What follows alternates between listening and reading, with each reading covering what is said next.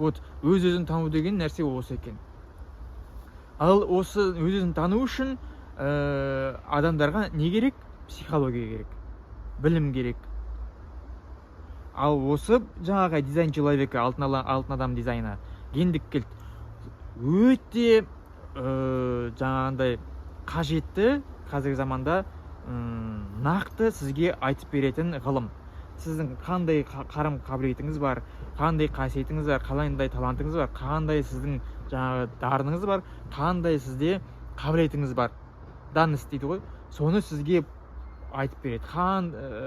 Қай жақ миыңыз жұмыс істеп тұр, творческий жағыңыз жақсы істеп тұр ма, немесе жаңағы интеллектуальный миыңыз жақсы істей ма, оның бәрін сізге туған күніңіз, айыңыз, жылыңыз арқылы сізге анықтап береді. 100%. Міне маған осы күні кеше ғана келді ғой осы білім.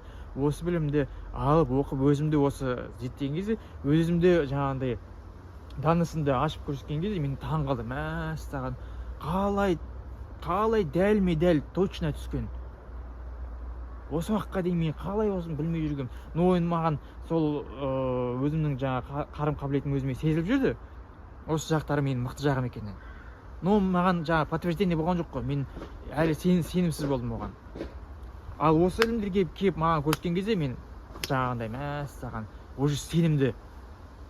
Мен бұның осы қабілетім бар екенін бұрында білгенмін, бірақ мен сенімсіз болып жүргенміз да, бұл менікі емес шығар деп. Осы тура сіздікі деген кезде мен кәдімгідей таң қалдым. Саған деп. Қандай дәлме-дәл ілім.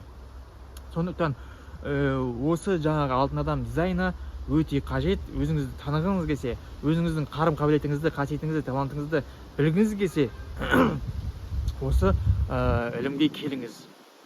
Осы ілім арқылы өзіңізді таныңыз, осы ілім арқылы өзіңіздің дарыңызды ашыңыз, қарым қабілетіңізді ашыңыз. Сол кезде сіздің өміріңіз 180 градусқа өзгеретін болады. Өзіңізді басқаша қабылдайтын боласыз.